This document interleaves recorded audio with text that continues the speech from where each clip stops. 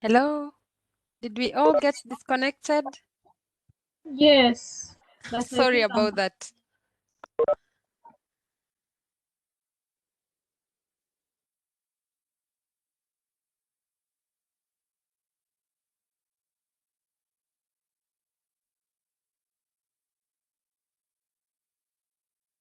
Sorry guys about the hiccup. All these WebEx and all these digital platforms we learn every day. So sorry about the disconnection. Maybe we'll wait again and see if Lucy is able to join us again.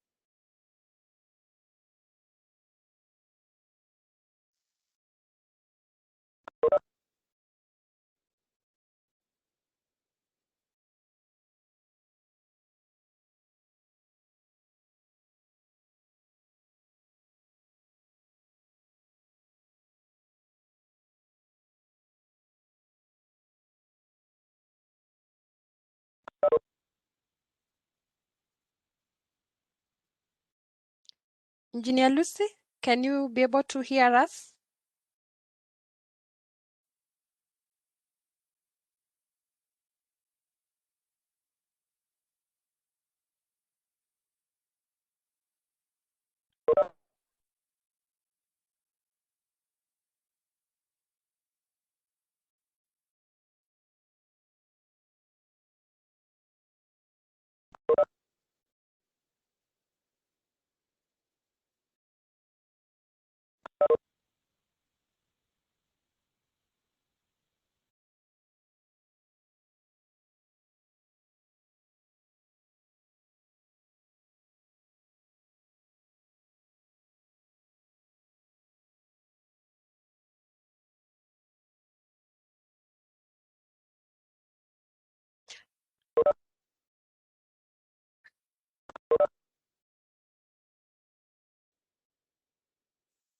Lucy will join us shortly, so sorry about that again.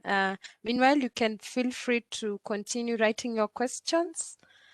I believe we've learned quite a lot since the beginning of our session today, of course, on data science. And now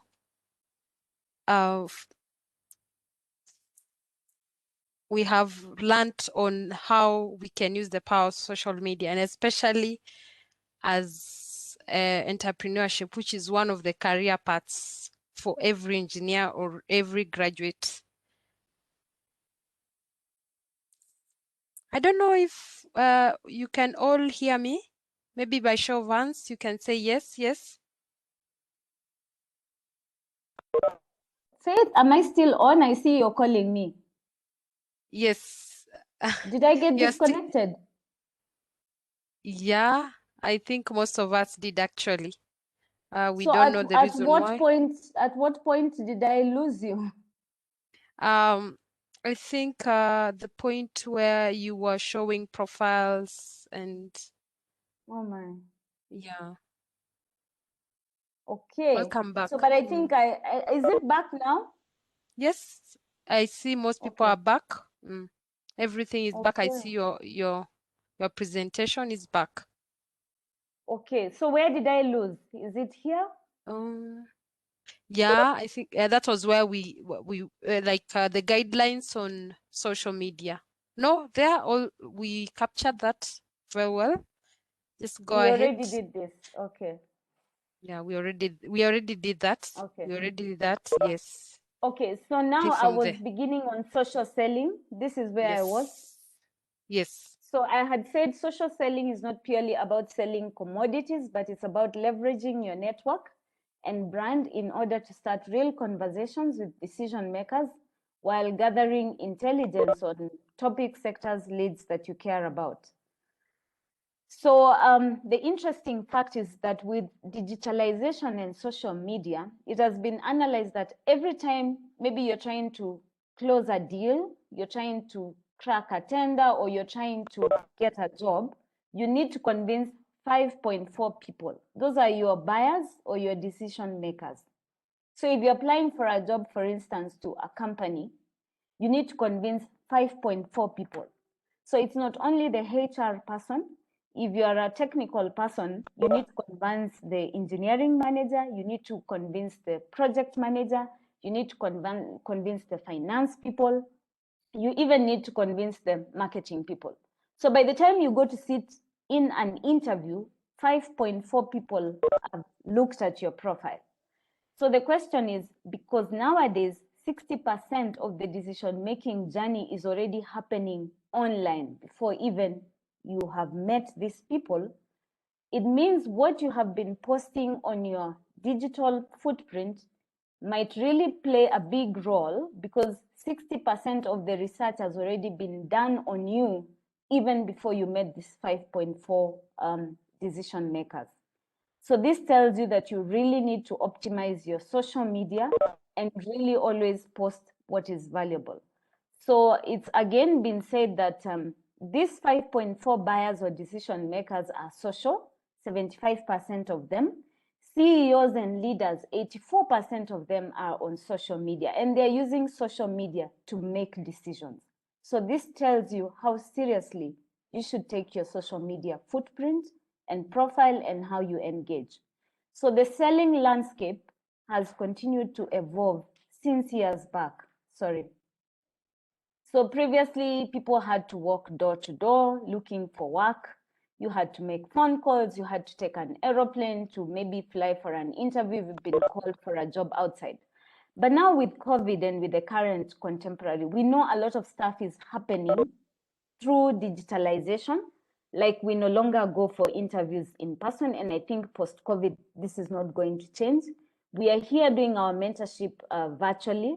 So this tells you with digitalization, a lot of stuff has moved to being on the internet and on the Internet of Things and on the web, meaning that social media really plays a big role in all this selling and what you're doing on your social media footprint. So the basics of selling will never change.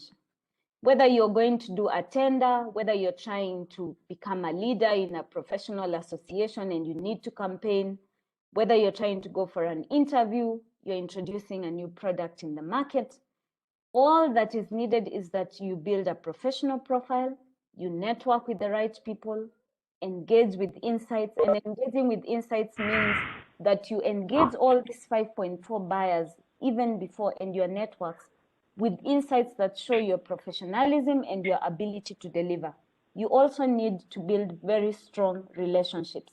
So the one thing that I like to tell even young people nowadays, network is like an asset, or what do you call it? Networks are an asset. It is possible today to start a business using your network, even without capital. Like the way in our days when we learned commerce and stuff, we'd always be told the most important thing is capital. But think about it. If you have a very good network with potential buyers and you have a good product, it is possible to convince those people to give you a down payment or some advance payment to try your product, and you sell it to them. And even without capital, you get into your business. So if your first pilot project done using your network succeeds, and they gave you a down payment to be able to do it, then you will build on this to make more sales and you build a business. So social media only comes in to make this networking, finding the right people, engaging with insights, and finding your potential employers really, really easy. So really maximize on it. So I just want to show you like a setup of social selling in action. What can happen on social media in action? So you have you, the salesperson or the job seeker. So when you talk about salesperson, think of either you're a job seeker, you're trying to sell yourself, your skills, or either you're a consultant, you have a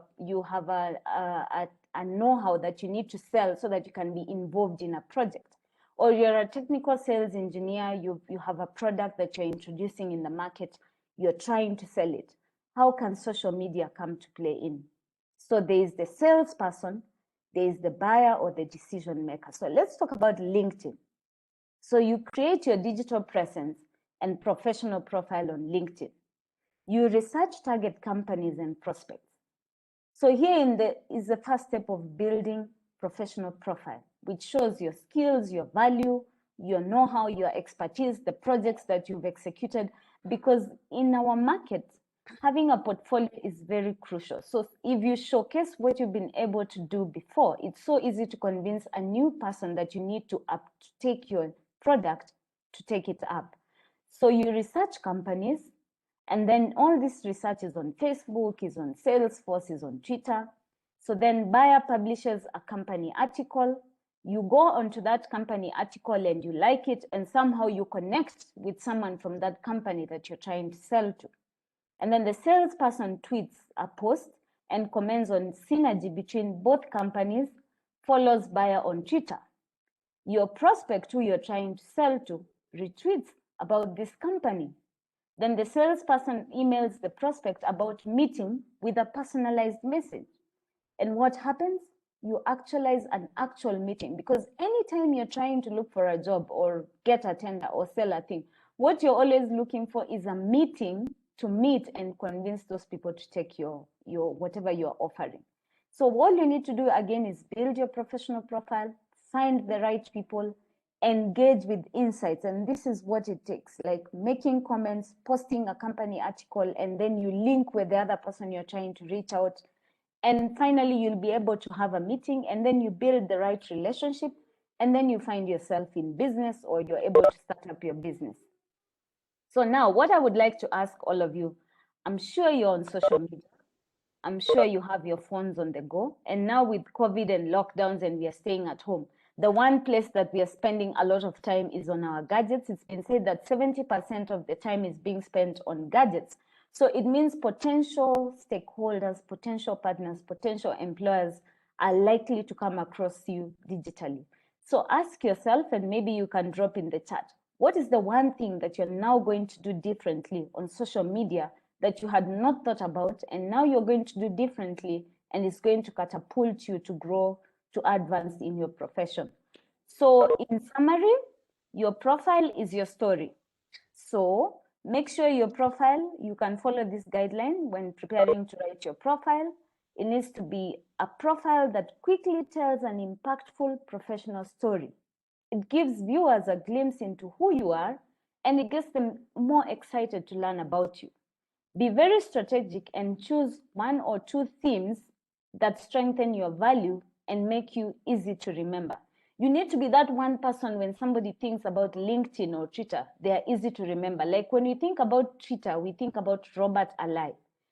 Can you be that engineer that when people think about Twitter, they think about there's this engineer who always shares solutions to problems. They're an expert in their area. Make sure your photo is professional, it represents you, and this helps to give the human angle to your profile, and it makes you more approachable. You need to personalize your profile, the front page of your story. The headline is a great way to show your value and passion. Remember, value and passion. Always show your value and passion in one quick line. Make the reader want to read more, so that when I come across your CV, let's say you're looking for a job or you're trying to partner with another consultant, they can easily pick out your profile when they see the CVs, because they've been reading about your value, your passion in the projects you've been able to do on LinkedIn, on Twitter. Pitch, elevator pitch. The one thing I need you to know early as students, an elevator pitch, what it means, assuming you got into a lift and you met an investor, let's say like Elon Musk, you want him to invest in your idea. What can you tell him in one short line in 30 seconds from when you meet in the lift, by the time you get off the lift, you have convinced Elon Musk and he has given you the finance that you need to catapult your idea. So that's your elevator pitch. So on your social media, your profile needs to always show what is your elevator pitch. Are you a student that is an electrical engineer that is passionate about green energy and lighting the whole of Africa? A very brief elevator pitch that someone looks at and they want to read more about you and they would really want to cooperate with you.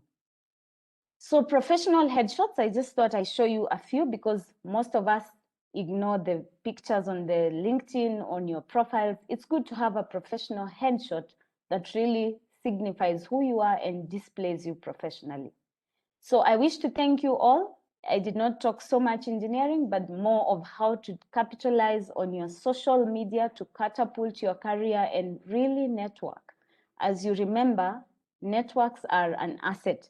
Your network is your net worth, and you can start a business or catapult your entrepreneurial idea if you have the right network. So thank you very much.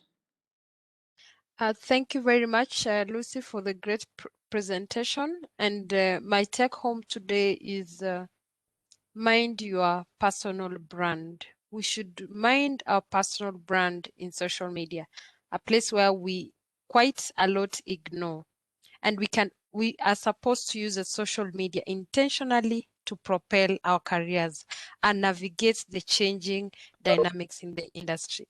Thank you so much, Lucy. So our next speaker will be Engineer Michelle Boit. I'll just tell you a brief about Michelle before she can begin to speak on choosing to challenge. Michelle is a petroleum engineer and currently a consultant at a consultant and also a CEO of Michelle Boit Foundation.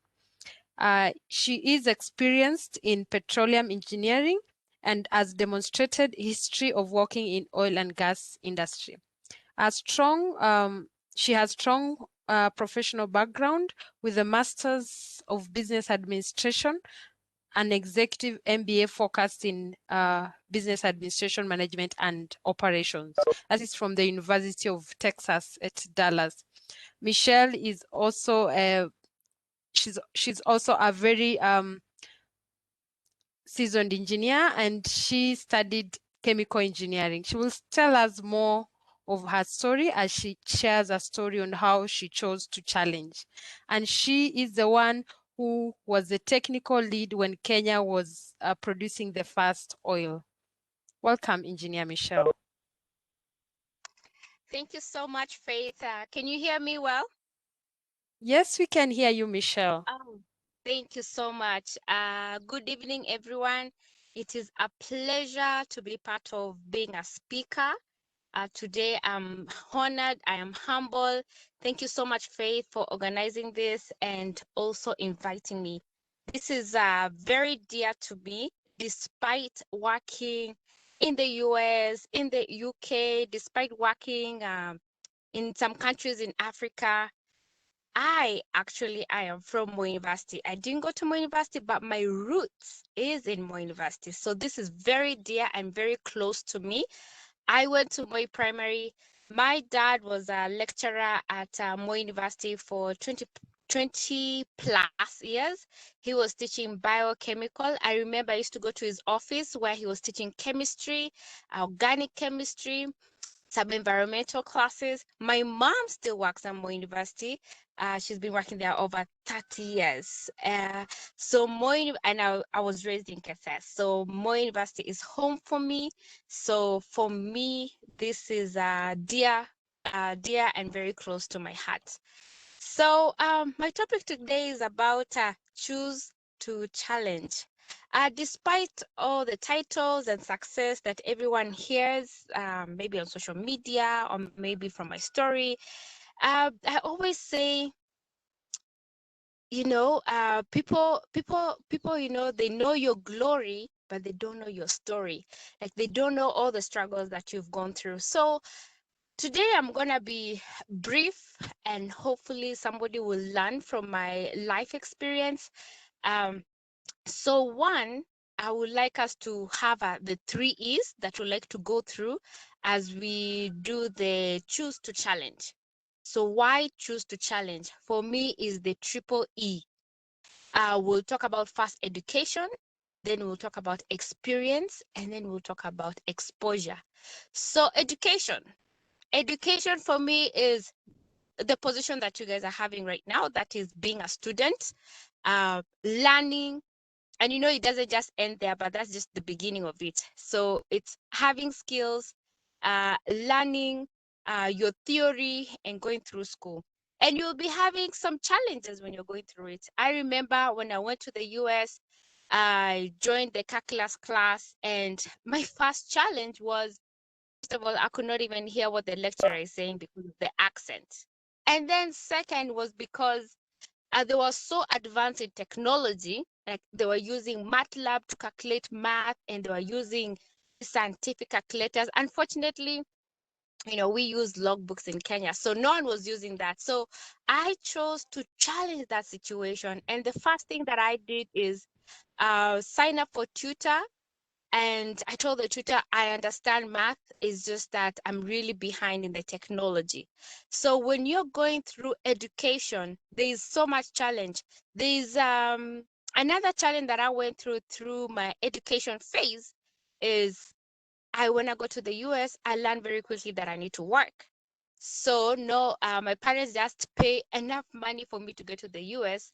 And I found out, I need to pay my school fees. I need to figure out how I'm going to be living, pay my bills. So I started working in a supermarket. It's called Walmart, which is closed as Nakumat. So I used to go to school from 8 a.m. to 12 p.m., then go home, change really quick, and get into my uniform for working in a supermarket from 2 p.m. to midnight. So my challenge right there was, how do I balance? How do I balance still getting good grades in school so I don't get kicked out, and also making sure that I have enough money to pay my bills and to pay my school?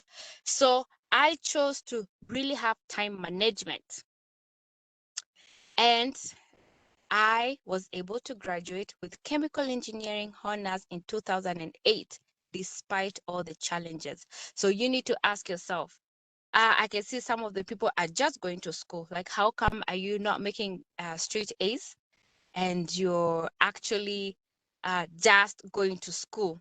So there are so many challenges that you go through, and you have to choose to challenge that situation and make sure that you make the best opportunity out of it. So that's about education. So let's go about experience. After I finished school, I started working. And because of I had good grades, I was blessed enough to have so many offers from the companies because of the good grades I had in school. So I was able to get a job quickly in a very short period of time after graduating. And so the experience, during the experience, I was put in the field out in I usually call it in the boonies, like that was in Texas, out in the boonies. They're just given a car, you're told, go to this well, figure out where it is. And most of the time I used to get lost. And when I was going to those meetings, I was so overwhelmed because of all the big words they're mentioning in at work, in the offices. But I was able to challenge that situation by getting a mentor. So we were assigned mentors where they can guide us so that you don't feel lost. So when you're starting to go to school, definitely you have to challenge yourself. If you feel like you're lost, always find a solution. We're engineers. Where there's always issue, we find a solution. So that also applies in life. When you feel like there's a challenge coming along, figure out very quick what are some of the solutions. So I'm sharing with you my career story to um to help you out. Maybe if you go through some of these challenges, you learn from some of us who have gone through it. So through experience, definitely I got mentors. And another thing that there was one position that I was assigned back in Wyoming, which was very tough. First of all, like no one used to work, wanted to work, no one used to work there more than 5 months. And then second of all, it was out. If you think Turkana was bad. I mean, this was really bad. It was out in the Rocky Mountains. The nearest hotel was an hour and a half away. So you have to drive, and it's very cold. Well, during winter, I mean, it's just everything is frozen. The roads are frozen. I remember one time I was speeding, and little did I know that I'm actually driving on ice. So I did spin several times. So my challenge there, I started to find out really, I wanted to understand why is this field not performing well? And I say, first of all, when they assigned me that field, I thought that actually they just want me to fail. Like, why would they want to take me in a field that nobody wants to work? So I chose to change my mindset, to think positive, and I told myself, I know I'm gonna have to work really hard, first of all, to go and make a change in that field. So I I found out some of the gaps that the field had. You know, most of them were mindsets. We found like most of the field had been closed down. They were not producing. So I challenged myself to take on the project, work hard. I worked most of my weekends. That means away from my family. I had at that time now I had young kids away from my family, but it paid off because I chose to challenge. It paid off. I got a award from the CEO, and this is British Petroleum that I was working in. I got an award from the CEO. I was recognized from the company to a point where now I was a walking celebrity, this young engineer, black girl, really doing well in USA. So when it comes to experience, you definitely have to take some projects that people don't want, or sometimes you just have to work hard. You have to set yourself back, work hard, and your awards comes later on. Always choose to challenge yourself. I thought actually I was setting myself up for failure, but to be honest, it became even more of a reward. It's amazing how many things we're able to do. I thought I'm a young engineer, I'm taking up a big project. Will people support me? It's amazing how God really bring the right people in your side. And as they always say, God will never give you something that you cannot handle. So that's about experience. As the last E is exposure. This was a big challenge for me because I have the skills, I have experience, I have the education. Why are all these positions that I want to do is passing me by? How come I'm applying all these positions? It's time for me to lead. It's time. I mean, I have my MBA, my executive MBA. How come they are not allowing me to be a manager? So I started to choose to challenge myself. I said, you know what? I'm going to start networking. And how am I going to network? Networking is not just going out with your same friends, because what is going to happen, you're going to go out, same friends, you're going to talk about the same thing. You can imagine if I go out with Faith, like we're going to be talking about the same thing every day. So I chose to challenge myself to step out of my current network and reach out wide. So it was so uncomfortable, going in a big crowd where some of the networking events actually I feel like they were way above me because of their status. But it's amazing how things started turning around for me. At that time, a good example is when I was at Tallow Oil. I felt like I've already finished my MBA. I had finished my project. I was able to present to the president, but they were still not allowing me to get out and be a manager. So I started talking to the executives. Each and every time the executives come from London, or when they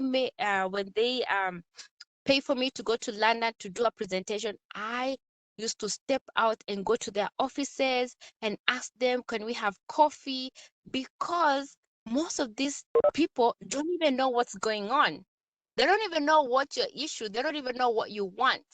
So sometimes you have to challenge yourself to step out of your comfort zone and start networking. Network, And I mean, I can say Corona has totally leveled all of us out. Everybody's working from home. A lot of people who are experienced, they had to retire early. You guys have so much advantage. We have Zoom. You don't even have to meet that person face to face. So you can schedule a meeting, meet somebody who is in London, meet somebody who's in the US. Because of Zoom, you are able to see each other, connect, and you just learn so much from them. So exposure is so important, because if you have all the experience, if you have all the education and skills, and people don't know you, all these opportunity are going to pass you by. So networking is key. And it's just not networking with the same group. You're just going with more university all the time. No, it's networking, like stepping out. I remember one time I went to India. I only knew one person, so I trusted him that I'll be able to get there. I did network myself, and it's amazing. So apparently, some Indians, they've never seen Black people, so all of them are so intrigued. They feel like I am exotic. So it's amazing how some of this network is very scary, but actually it can take you places through network. And through relating with people in a positive way and just performing your work, sometimes you think no one is seeing, but actually they are seeing your work. And that's how, when I started my consulting firm, my first contract I got was in Chad. I didn't know anyone in Chad. I mean, I have no connection over there. I don't know anyone in Chad. I didn't even know the company. I applied for it. They hired me immediately. And it's amazing when I got there, because I didn't even go to check how Chad looks like. I mean, I just traveled to work, went straight to the office, and I found out actually the deputy manager of the company called Glencore in Chad. I used to work with him in Talo. And when I applied, when he saw my name, he said, definitely that's the person to hire. And you know, at that time, I had only 12 years of experience, and that position needed 20 years of experience. But because I worked with him, because he saw my performance, and we were working in different departments, by the way. Like, he was in contract in the procurement, and I was in the technical, the engineering department. But because of just networking, even within the company, just go different departments, I was able to get that contract. So you have to challenge yourself. As you can see, I've gone through when you're in college, after college, and then like 10 years later after college. You always have to continue to challenge yourself. Keep on updating your goals. Each and every time, for me, I do it every year. Every year, I set my goals. I write what I want to achieve that year and what do I want to achieve long term. And then every year, I review it. And be intentional about these goals that you're writing. So that's my career story of how God has helped me throughout my career to get where I am. I still feel I have a lot to do, because right now I feel like I'm known East Africa. I want to now go global. At the same time, I want to build my foundation. I want to now go back and uplift the young engineers so that we can walk through together, especially the girls in engineering. I know we are quite few, but once I get to share my story with some of them, I feel like maybe I'll motivate them, maybe I'll inspire them. But above all, you have to be very intentional with what you're doing. You have to be self driven, and just know you can reach out. You can reach out to some of us who are very passionate about mentoring you. Don't get stuck. Always choose to challenge. So today I was really brief, Faith, and I'm more than happy to take any questions, and if anybody has any question. Okay, thank you very much, Engineer Michelle, for the great presentation on how we need to challenge. I think challenges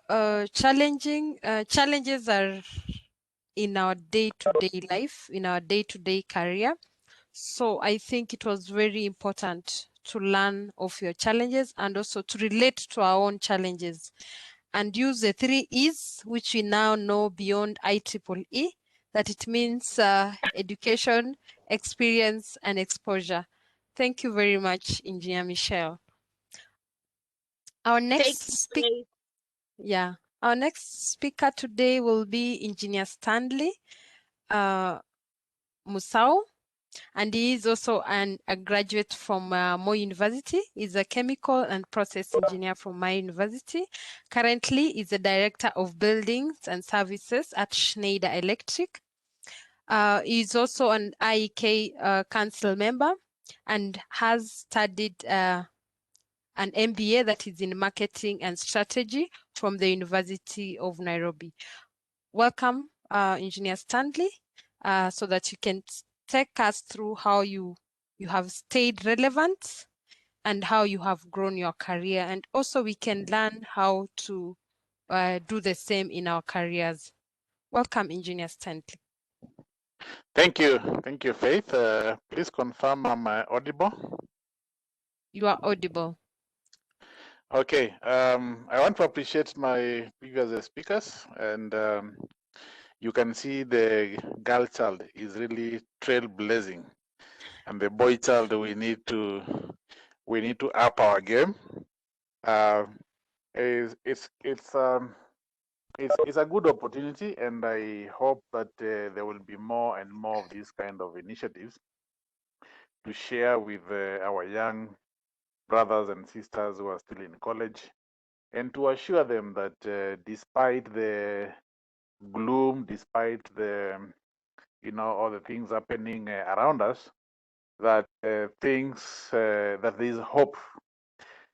Now I have about 3 or 4 slides, and I wanted to start with the news we are hearing in social media, reading in our newspapers, watching in our televisions. So I just took a few of articles, on their website, different, news that some of you have had. But in particular, I focused on the last quarter of 2019, where there was a real restructuring, reorganization, in different organizations. And I thought this will be quite relevant in our discussion now, because the topic is how do we stay relevant, or how do I myself, how have I made it in the last 17 years I've been working? Oh yeah, getting older. Yeah, so what should we do to be relevant? I mean, you can see companies are reorganizing, they are changing strategy, they are looking at, like, for example, all of us know of EABL, East African Breweries Limited, my first employer when I left college, although I worked for them for a short time. But you can see there are changes every now and then because the competition is cutthroat, cost of production is very high, and to keep the investors happy, through issuance of dividends every year, companies must work hard to ensure their profits, generate money and returns for their investors. So always the first area to look at is where do we cut costs and where do we optimize.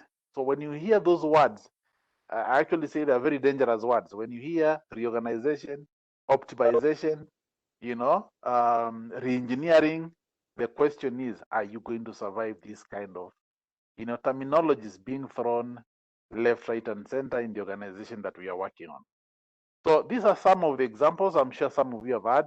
I mean, just 2 or 3 weeks ago, Britam, just to give an example, a financial services organization, they got a new MD, from Zimbabwe.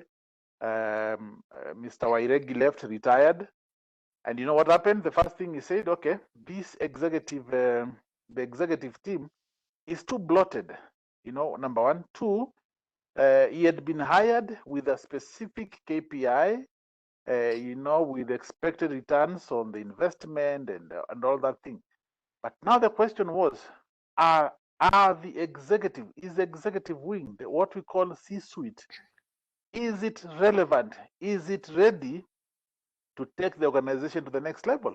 So what happened, this was not covered in the media, but all the 11, executive directors in different sections were asked to reapply and to show why they should be considered for the next 5-year strategy that this new CEO was coming up with. And you know what? 7 of them did not survive. So they went, the news is 7 directors shown the door. But the news that all of us need to understand is that while we are seeing whatever you're seeing on this slide here, it's not that companies are shrinking. They are not shrinking. They are asking themselves, am I having the right personnel to take me to the next stage? So in Britain, they reduced the executive wing from 11, I think from 13 to 7, merged some departments, and got some people from outside Britain to come and take this organization to the next level. That is just an example. EABL, we saw some departments, HR, business partners, and some other roles, outsourced roles being sent to India, and those Far East countries where the cost of labor is, or rather the cost of this service is much, much lower than here. So the question is, how are we going to be relevant? I know most of you are either about to finish college or have just finished, are in their first career, or but you need to know how to prepare yourself to stay relevant in the next years to come. Previous speaker Lucy, engineer Lucy, who was my classmate, has spoken a lot about marketing yourself from through the social media. Engineer Michelle, my good friend, has also spoken a lot about our experience. So in the next slide, can you go to the next slide? Yes, in the next slide, I just wanted to demonstrate what is triggering some of these changes. We are all aware about, the first speaker spoke about machine, spoke about data and all that stuff. Now, when you see news like this one here, Safaricom eyes stake in new sectors with 5G rollout. What do we as engineers, young engineers about to leave college or have left college, what can you capitalize in news like this? We say that behind, whenever there are misfortunes, there is fortune. There lies fortunes for others. When companies are shedding jobs, it's not because they don't need these people. It's because these people no longer add value in this organization. And now, if they can't get the resources internally, they will go outside. Okay? Let's go to the next slide. So the next slide is about then how do we, now I'm assuming all of us are in our first role, our first job, or about to get the first job. How then do we stay relevant in the workplace? And this is something that I'm very passionate about it. Because remember, I said earlier when I left college, I joined breweries. But after I think 3 or 4 months, I was like, okay, this is not what I want to do in the rest of my life. And as Michelle said earlier, it's important to define where and what you want to be. That is very important, because the biggest advantage with most of us here is that we are young. I think most of you are either 24, 23, 25. That is the best year where you can be able to decide, okay, now I want to be this kind of person in future. Now, what do I have? What do I have that will make sure that I will stay relevant going forward? Okay. So one of the first things that I think is inevitable is that we need to network professionally. Engineer Boyd has mentioned that one. And the first thing, as a council member of the Institution of Engineers of Kenya, I'm encouraging fresh graduates to immediately register with a professional with IK and EBK, ensure you are in their books. EBK is started running what we call the graduate engineers internship program. I think anytime this year there should be something coming up, and these programs are only eligible for those who are graduate members of the societies. I also mentioned about the importance of making sure you participate actively in the activities of such societies. IEEE is one of them. I never knew they will call me to talk about career, but from this talk, I am sure some of you have picked something, some of you have known about such and such stuff, and this will build in their preparation as you grow your career. So professional networking is very important. Don't look at it as as time wasting. It's not time wasting. It's where you're going to meet your peers in the area of interest, and you start learning and growing together. Then the second thing I thought about is having the right tools, skills, besides your academic papers. Employers nowadays or businesses are not looking for how best you did in college. They are looking at what value are you going to add to them when they hire you. Okay, you could have been a very good student in college, you go to your first class or second upper or whatever it is, but we are not in that age. When I left college in 2004, it was prestigious to get a first class, and they used to be snapped by the industry.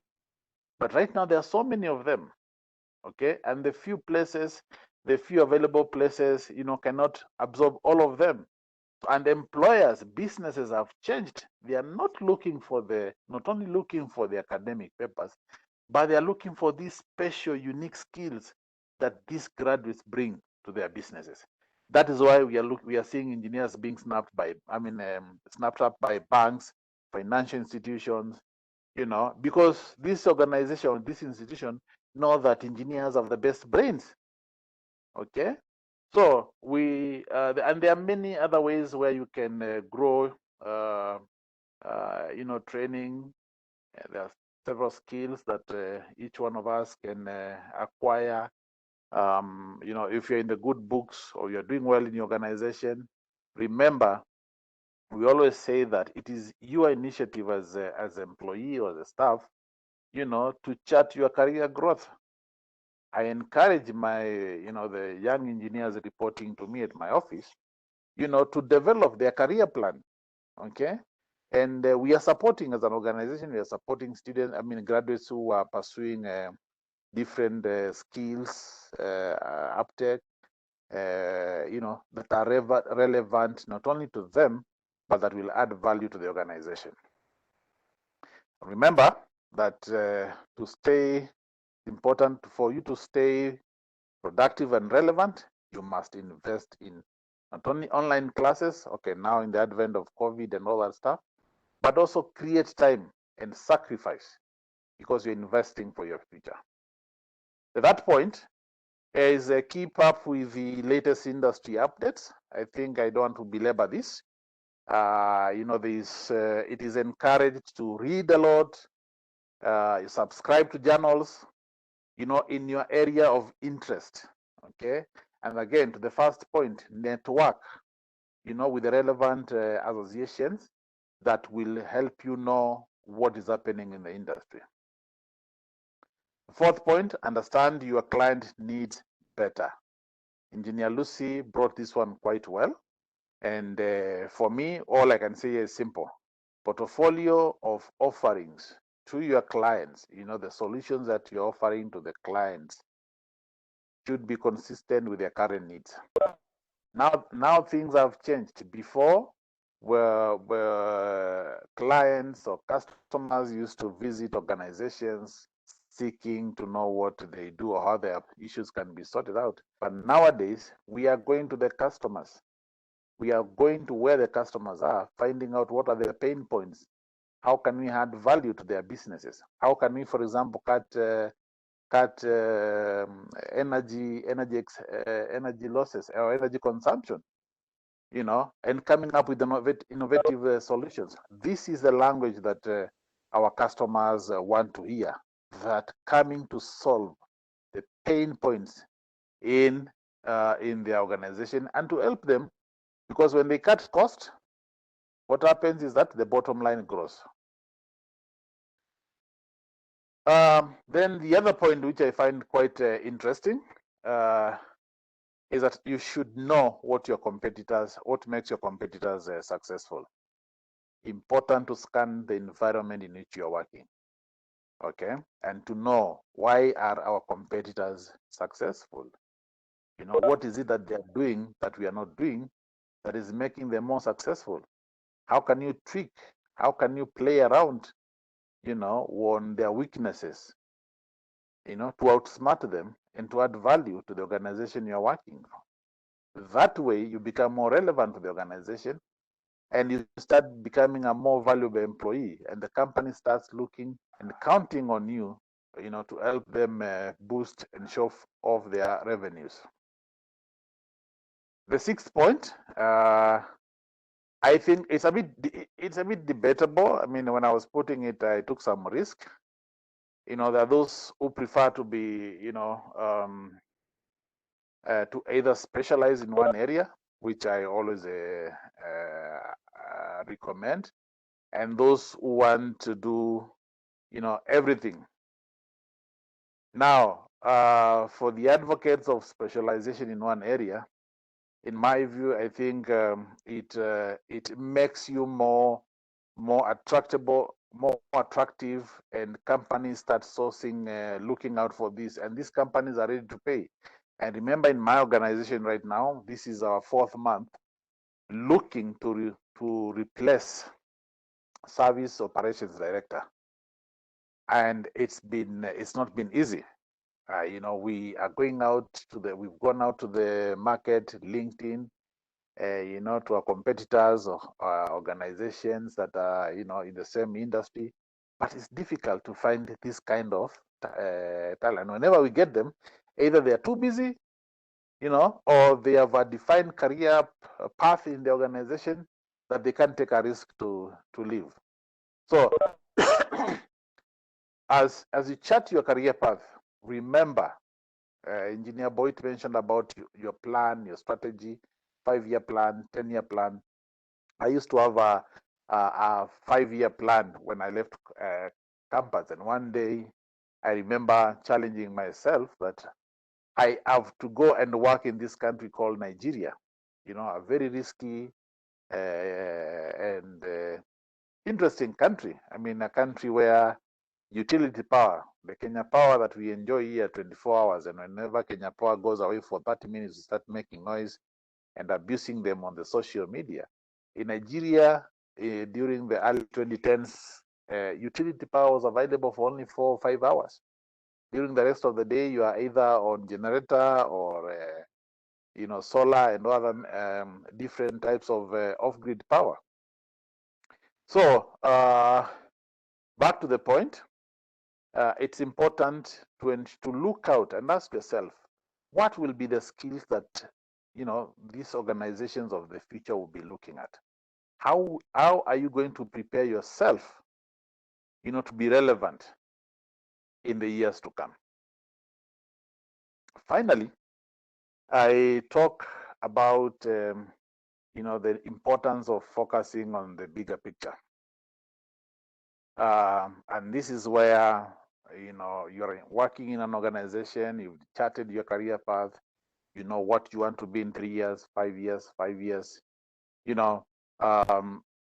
While I spoke about the specialization, these specialized skills will help you and will seek to help your company achieve greater things in the future, adding value to the organization, cutting cost, growing the bottom line, and as well as the top line. Finally, always keep in mind, your ongoing employment is tied directly to your company's success. I want you to tie this statement on the first slide where I was showing articles or titles of organizations shedding jobs. They're shedding jobs because these people, these folks who have been shown the door, are no longer relevant to the organization.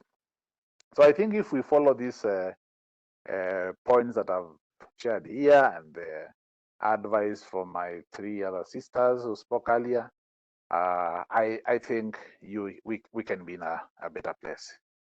Finally, and the final slide, I think Engineer Shiko, Lucy spoke about it, but I just wanted, I found this in one of the websites I was looking at, and I cannot overemphasize the significance of being up to date with your social media platform.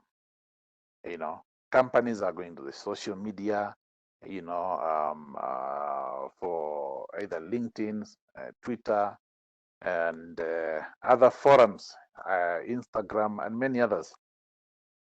They're adding more value. It's not when we used to look at them for entertainment, but from a career perspective, you need to make sure that you are aligned and you have that I can go to a LinkedIn page or a Twitter page or whatever of one of you and say, okay, I was looking for this kind of person with this set of skills, and I think Eric, Joanne, or whoever it is can fit. I can take the risk, get this person into my employment and grow him. Faith, I think that's all I had. And I am now open to questions. Thank you so much, Engineer Stanley. I think what I've taken home today is that the end of our degree is not the end of our life. It's the beginning and a subscription of lifelong learn from the industry, have to update ourselves, learn new skills, constantly develop our career plan and model it, and we have to constantly understand that our employment is tied directly to the company itself. Thank you very much, Engineer.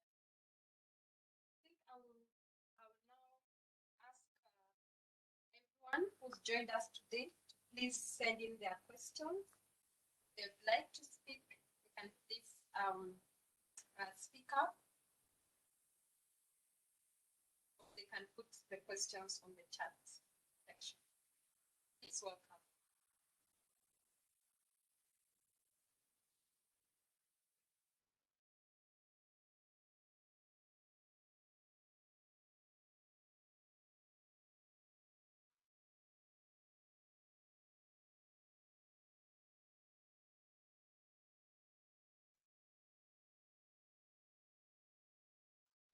Do you have any questions from the team?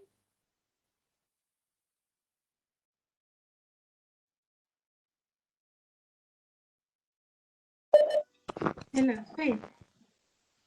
Do you have any questions from the team? Can you hear me? Yes, your voice is louder now.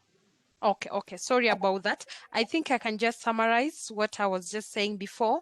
What I've taken home from Engineer Stanley's presentation is that our degree is not the end of our learning, but it's the beginning of lifelong learning, investing in our skills, learning new skills, acquiring new competencies, developing our career plans in order for us to stay relevant. Another point that has come quite clearly is the fact that we need to consume information. We consume data, we consume information from the industry, from social media. Really, we make information work for us. Thank you very much, Engineer Stanley. So the next part is a question and answer session.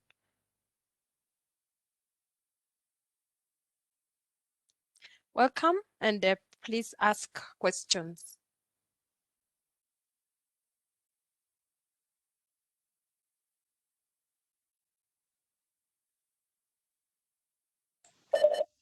Hey, Faith, Charles here. Yes. Am I Welcome, audible? chat. Good, thank you. So I have a question for Margaret. She's spoken about data science and the different professions that are in data science. So say yes, I believe most of us here are actually engineering graduates or students. So if you're looking to maybe improve your know-how when it comes to data science, what institutions would she recommend, and what type of short courses that someone can be able to take to maybe get a better understanding of data science and data mining and all that? Thank you, Chatu, for your question. I think we'll try to get also more questions so that our speakers can answer them all.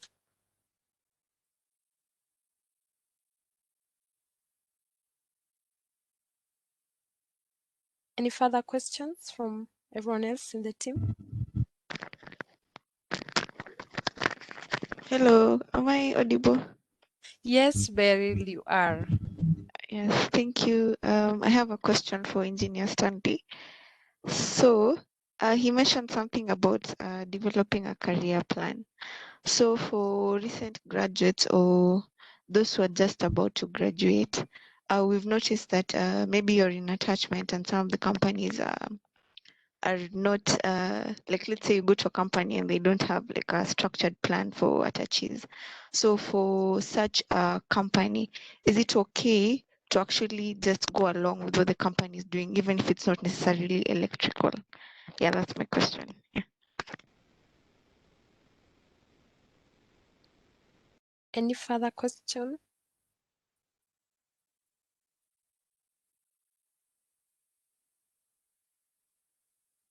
Faith, I Okay. think maybe we can take the first two questions as Okay.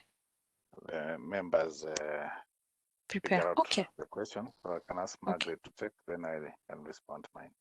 Okay. Yeah, so for short courses, you can get there's machine learning by Andrew NG that is offered by Coursera. Then there's the foundations course and the core course that is offered by Jenga School. But one of the things that I would advise, or that I would say you first look at, is like I mentioned before, the whole data science spectrum has everything from architecture to data engineer to a data analyst, and then to a data scientist or a machine learning engineer. So you have to start by defining what is your end goal. What do you want to be? But and take in mind that you can be a data scientist, but you have to grow. You have first to understand what an analyst or an engineer does, and an analyst does, and what finally a data scientist does. And like Engineer Stanley mentioned earlier, that you have to read, and you can check towards data science, the platform. There's a blog, towardsdatascience.com, that has a lot of information on data science, where to start from, how to grow in it, how to move from one path and to grow into another, how to be very good at what you're doing. So towardsdatascience.com, I'll share the links on chat in a few. Towardsdatascience.com, Coursera, there's Coursera, and then there's Jenga School. Thanks. Thank you very much, Margaret. Stanley, please take up the next question. Yeah, Beryl has asked a question that is very interesting. And before I answer it, you know, whatever we are talking about here today is not things that we have come up with or things that we are not going through it. My sister, Engineer Lucy, has spoken about, you know, so much about social media, marketing, and all that. Now, I am, now this is my 6th month at Schneider Electric. And this is an example of what Shiko was talking about. Before joining Schneider Electric, I was working for Kone East Africa. And I remember one afternoon on Thursday, getting a call from someone who was a mutual. I am a member of. I'm a member of KEPSA in the real estate and construction and all that sector. And my current boss also happens to be a member of the energy sector board at KEPSA. But you have a mutual friend whom I used to work with at Atlas Copco back in the day, and so this guy calls me and say, "Hey, look, Schneider Electric is looking for someone to be their director for building and contractor, services." And then the first thing I asked myself, okay, what am I going to do at Schneider Electric? I mean, I know them for, we all know about, the electrical switchboards and all that stuff. So the first question I asked myself, okay, is this relevant? But when I checked what they do, I found tons of things that are relevant or are going to be relevant for me, looking at what Schneider Electric is doing, in buildings, data centers. And by the way, Schneider Electric is a global leader in data centers. I think almost 40% of our turnover is from data centers alone. So that tells you a lot about where the future is going. We work a lot with Safaricom and many of the organizations that are bringing up or putting up data centers in Africa. So after doing that more quick research, I say, okay, there's really a lot that I can do in streamlining operations. We have we just started manufacturing locally switchboards that we are targeting for the affordable housing program by the government, and also responding to the government's Big Four agenda on manufacturing and all that. So the point here is, Beryl, back in college, most in all the, I think, 5 or 6 programs under Faculty of Technology, and not only in Moi but also in the other universities, there are different programs. But you find that most of the core courses are taught in first year, second year, and I think up to third year before you branch off to go and specialize. I was in the same class with Lucy for a number of units. Electrical, Lucy, you can remember our story with the electrical technology. Is it electrical or circuit theory or something like that? So don't look at it from the fact that I've done electrical, I've done mechanical, or I've done chemical. The question is, look at it from what can you add value in this organization that you are doing attachment? How can you package yourself that during my attachment at this organization, I want to do so much that by the time the attachment is over, I will have left a name. These companies run on energy, so there's power. We know the high cost of energy. So what innovative ideas can you come up to this organization in terms of cutting down energy cost? One of the attachee who is now a graduate trainee in my organization, we have a graduate management recruitment every year, and one of the graduate, very fantastic young guy from JQuat, is now leading the industry industry segment, where we are looking at how Schneider Electric can partner with organizations to cut down their cost of running the machines. I'm talking of drives, soft starters, variable speed drives, and all that. And the first 3 or 4 organizations, boom, we started seeing products flowing and demand, and making organization cut cost on the energy they are consuming. We have a solar business unit at Schneider Electric. We are seeing now most of the organizations. Look at Total, for example. Total stations are now almost 90% running on solar. They are moving away from the expensive utility power. So, Beryl, I need you to open, and others, please open up your mind beyond what you specialize or what you did in college, and say, how can I add value while I'm doing attachment? Don't just go there for the sake of running those 1, 2, 3, or 4 months to just finish the attachment and leave. You can add value. I know most of the students, most of my colleagues, when we were in college, who went for attachment in the organization they went, immediately rejoined them after finishing their fifth-year program. So it is possible. So look at beyond what you've studied, number one. Two, look at what niche. Remember, I spoke about specialization. What niche do you want to cover? What is happening in this industry? Look at the trends. Right now, production manufacturing industries are looking at, and they will do anything. They will hire and look for anyone who will assist them to bring down cost of production, because the environment is competitive. Bread today is costing what? 400 grams, about 50 bob, if I'm not wrong. And the cost is the same for all the different brands. Now, these brands are producing bread in different setups with the different machines, with the different levels of efficiency, different power consumption, but the cost of selling this product is the same, or maybe marginally 50, 51, 52. Look at the milk. Milk is going at what? Between 47 and 50 bob per packet. So how are these organizations going to make profit? They will look for that person who will come and assist them to bring down the cost. Like this young man I'm talking about, who is now who has made us grow revenues in the industry segment, through design and sale of soft starters, variable speed drives, and all that. So Beryl, I hope I've answered your question. Yes, you have. Okay, thank you very much for the questions that have been answered. I don't know if we still have some more questions. Hello, Faith.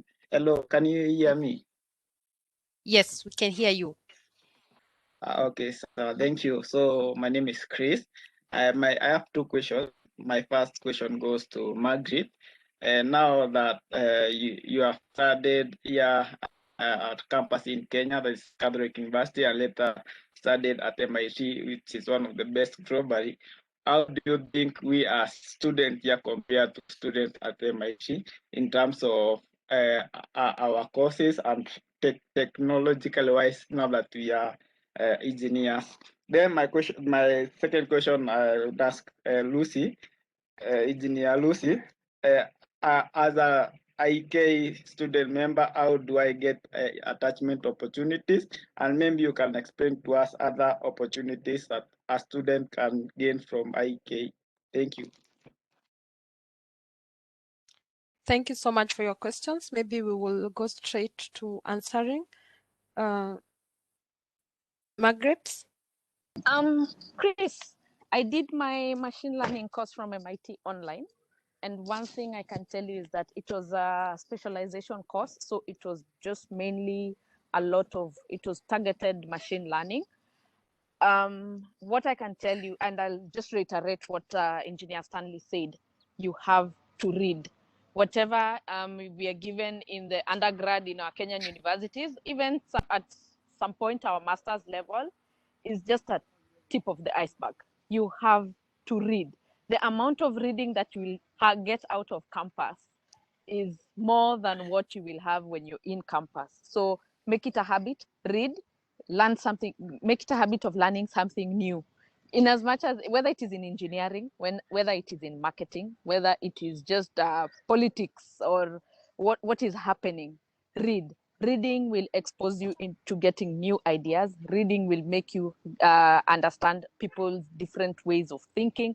Reading will help you expand your thinking, and that way you'll be able to know that if you want to specialize in I don't know what examples I can give in engineering, but for myself, when I told myself I wanted to specialize in machine learning, I had been a data use expert for a while, where I'm just dealing with people who are interested in learning about data.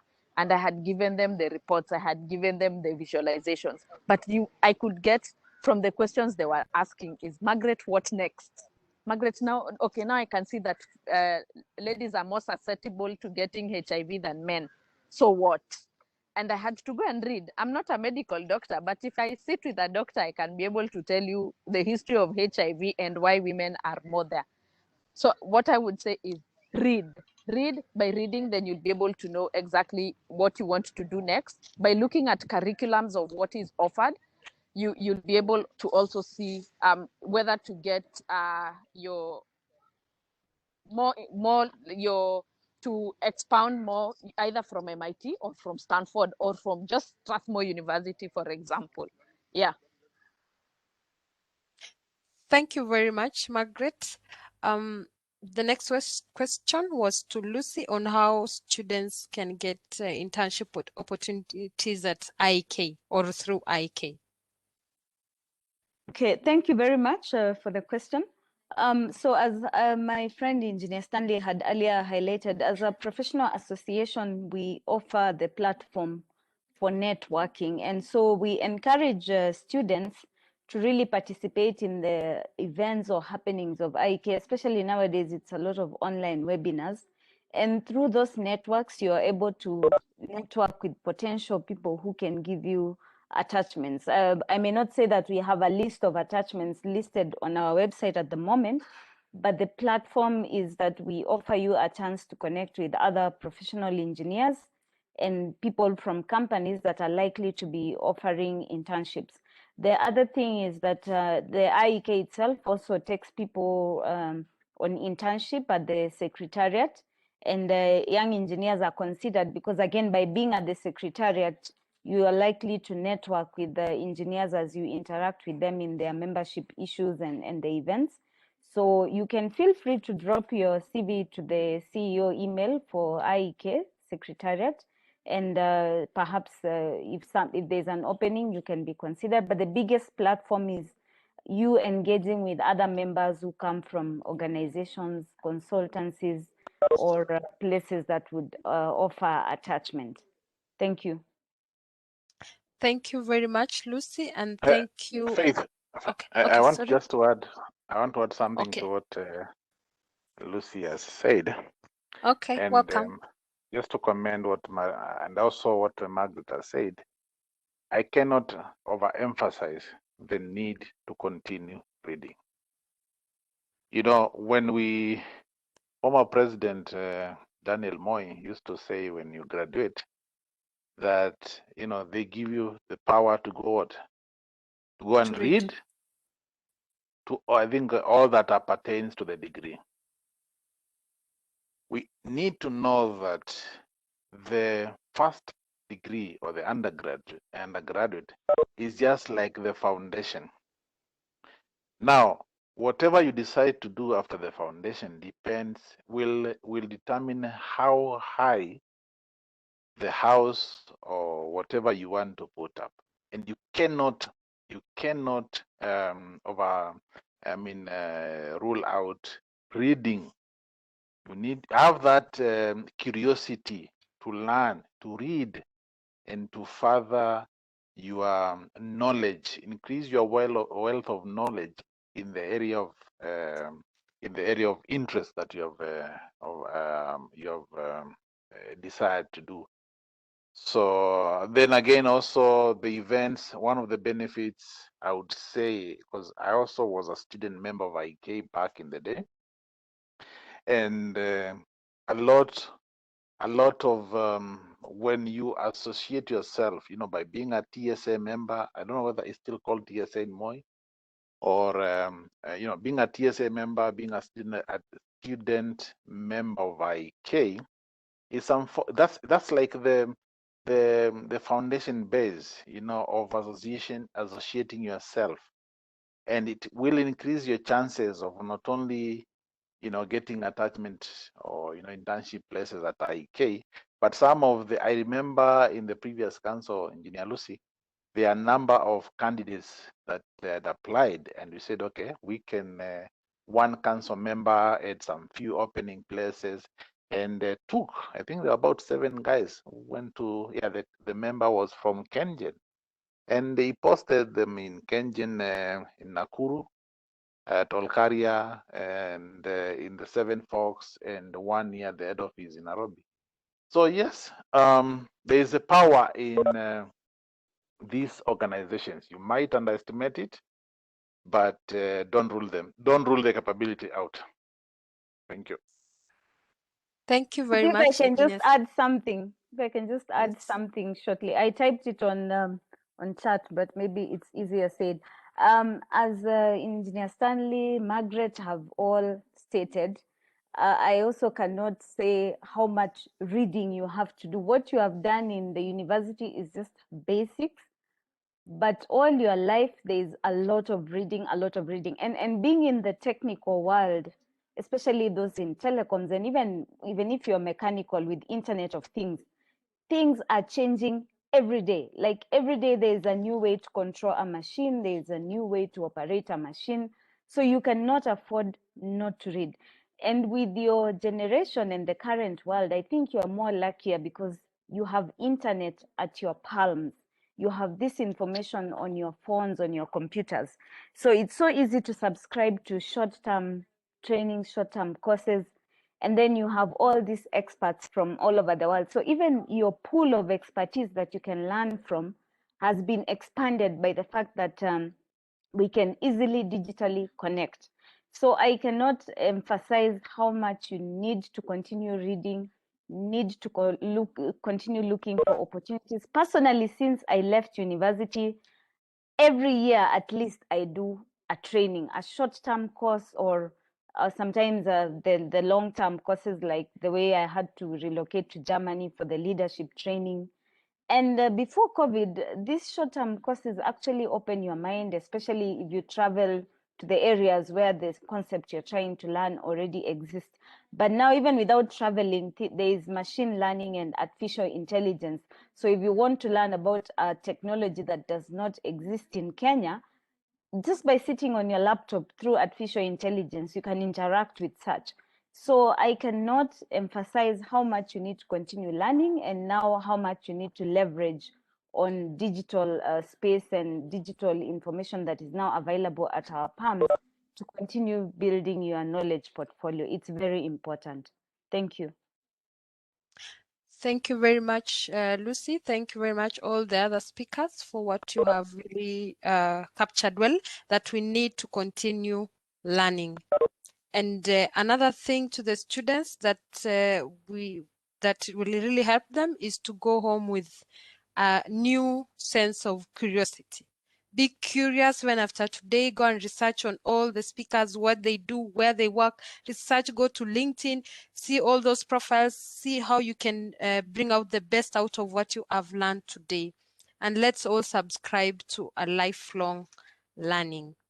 So before I wind up, I would like to say that please share your questions via your the IEEE chair, or you can share with us via email or through the host. You can still share with us your questions, and we'll continue to answer them as we go along.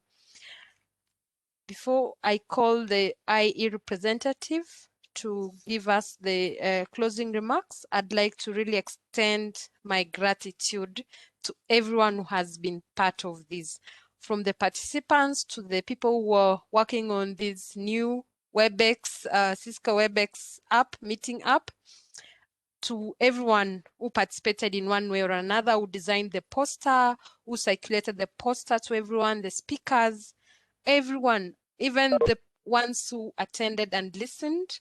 We are really grateful, and we hope that we'll continue to do more. I'd also like to send my gratitude, of course, to the company representative of those who put it together, Festo, Be the Engineer, Michelle Boyd Foundation, all the companies that the representative came from. I'd like to really say thank you very much.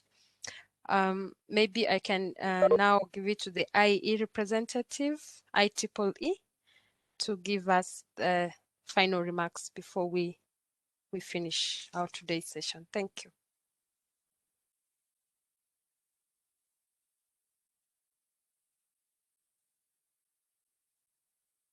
Chatu, are you there? Okay. I don't think they're still around. Hello, Faith. Oh, okay. Welcome, Chatu. Hello. Hello, we can hear you.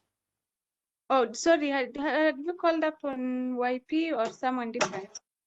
YP. Yes, I'm asking, have you called on YP or someone different? YP, yes? Yes, IEEE YP, Young Professionals. Okay. Yes, I'll give a remark on that. So I'm part of the IEEE YP group, that is Young Professionals in Kenya. I'm the publicity lead. So we were also part of this event, and maybe just something to mention, since I felt it's very relevant, since you're talking about life after campus, that means as a fresh graduate, what kind of careers can you look into?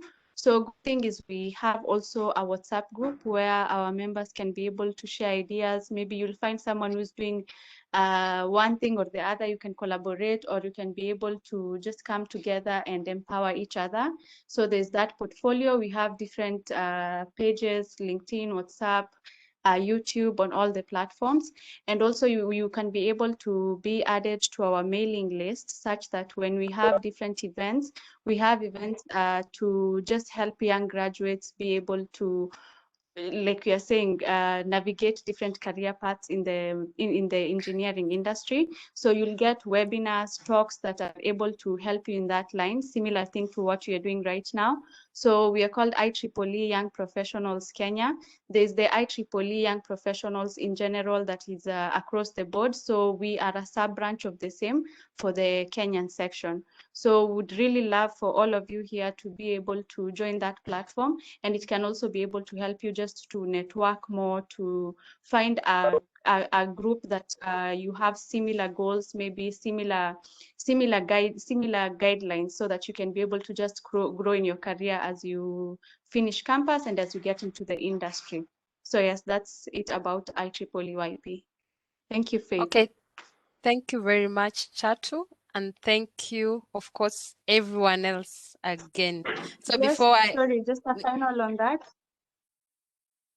I'll sorry, share the link on the chat group here. So I'm saying I'll share the link for the group on the chat group here. Then members can be able to join. okay. Thank you very much. All right, thank you. Also, before we just adjourn in the next 1 minute, I'd like also to share my gratitude to STEM and DC LAFEM, because they were really the part of the idea of mentorship in the beginning. So thank you very much, representatives from STEM and DC LAFEM. Yeah, so we can now live at our own pleasure, and the questions that have come on the chat, we will share with you, we'll respond to them and share on email. Thank you.